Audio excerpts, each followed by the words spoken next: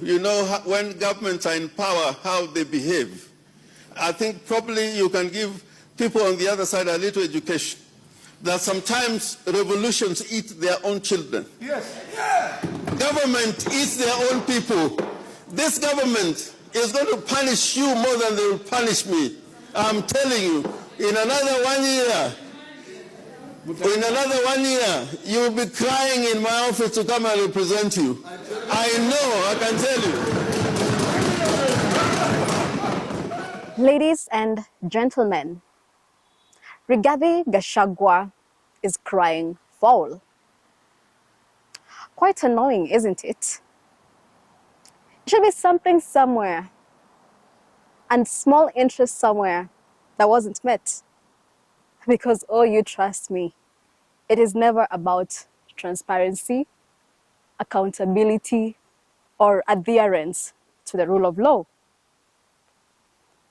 Now, what is going to happen next is that the government will be split into two, where we will have Ruto's faction on one side and Rigathi's faction on the other.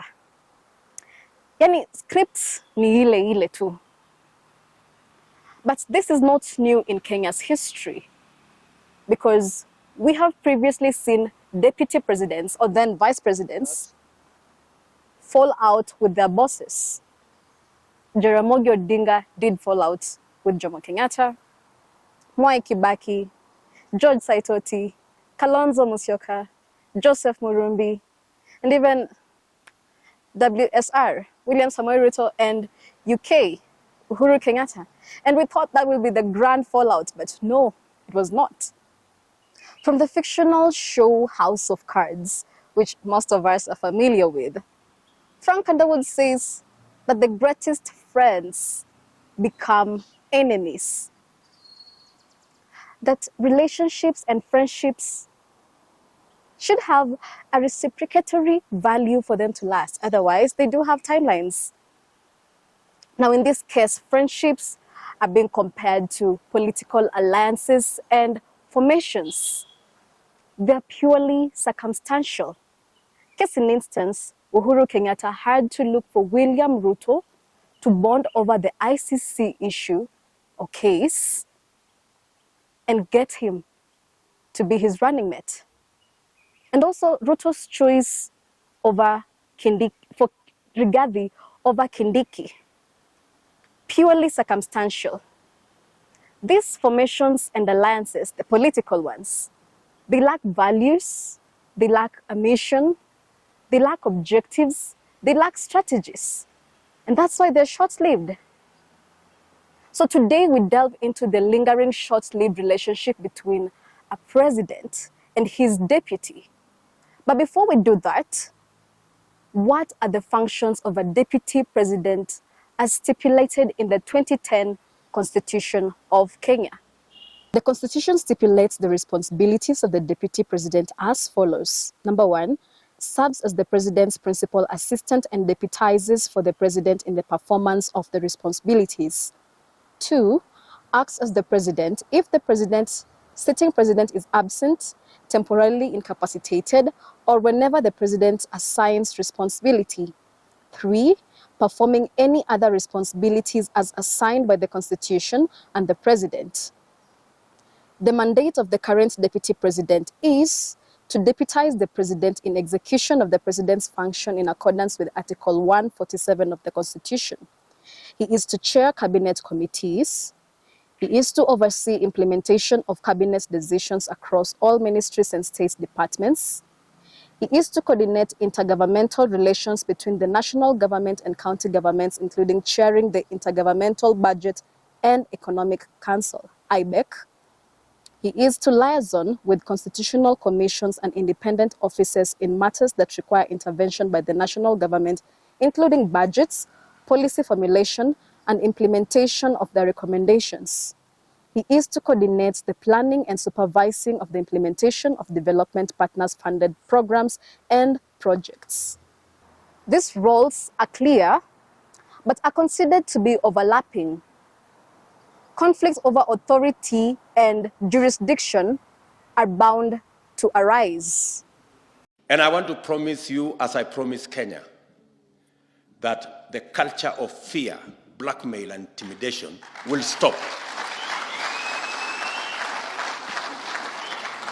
We will not run government using blackmail or threats or selling fear to the people of Kenya.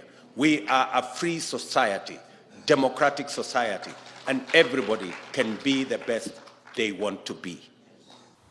The concentration of power in the president's office can make the role of the deputy president inferior and subordinate, leading to conflict and eventual fallout, especially with the president having his own battalions of favorites.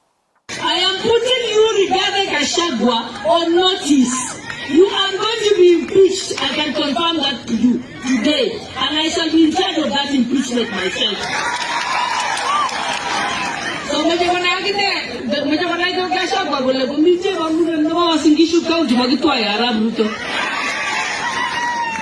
for those who have not understood, they here at home, they call me Cheba Muren, Iron Lady. So I'm telling them, don't worry, no one can touch Ruto when I am there.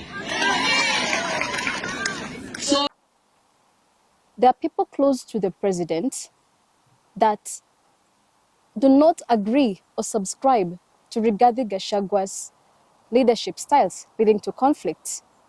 The fallout between a president, the president, and his deputy is not a curse or a jinx. Here are some of the factors that lead to the possible fallouts between the president and his subordinates, the boss and the deputy president. Number one is concentration of power in the president's office. That too much power in the president's office can make the roles of the deputy president seem subordinate, leading to conflict, especially with the president having his own battalion of people really close to him. Call them his favorites.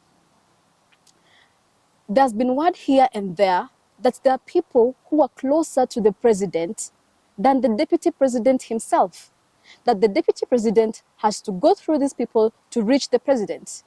Now that clash in leadership styles brings conflicts and makes the deputy president look subordinate. And remember, the deputy president feels he played a role in having the president elected. Therefore,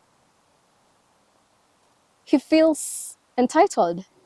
Factor number two is ethnic and regional balances. We cannot run away from the fact that Kenya's politics is heavily ethnic affiliated.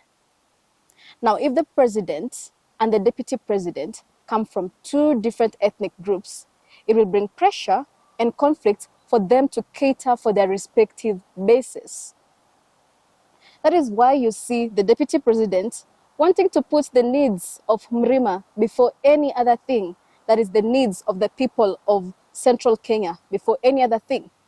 So this creates a pressure in regional balance and therefore possible fallouts between the president and his. Factor number three is personal interests on political ambitions. Any deputy president, including the sitting one, like any other politician, has their own interests, political ambitions.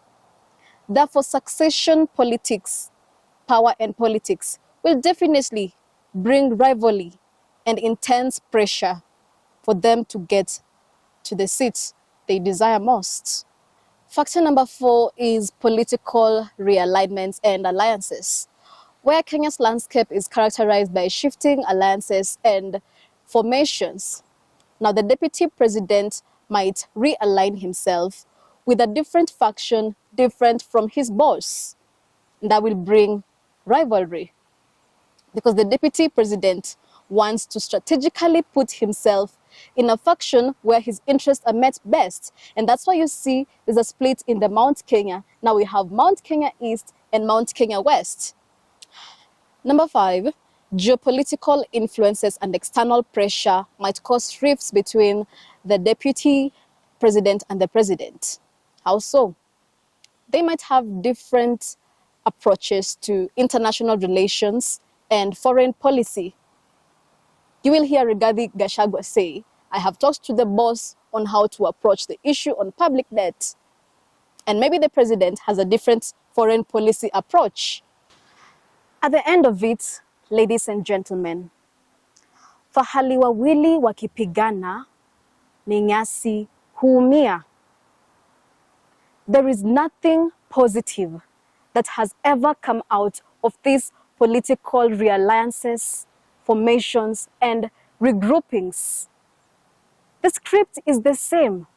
We are not expecting anything new. Don't you think it is time to stay vigilant? In a country that is dealing with high unemployment rates, a crippling economy, poor service delivery in health, in education, infrastructure, corruption here and there every other day, costing us, the citizens. Let the politicians fight. Do not be a weapon in these politicians' hands. Let them fight, take themselves to the mud, but do not be used by them. Refuse to be used by them. Let us continue calling for accountability of every coin we pay for our taxes. Let us be vigilant, open our eyes, and see that the politicians have shown us who they are. Let us believe them for one and last time. And now that you know how expensive your voter's card is, now you know. Tell it to 500 more people. Be it someone in the village in your local dialect. Be it a simple civic engagement. This is how we start. Because people say we want to drain the swamp. So let's do it. But let us stay vigilant. Do not be used as a weapon in any politician's hand.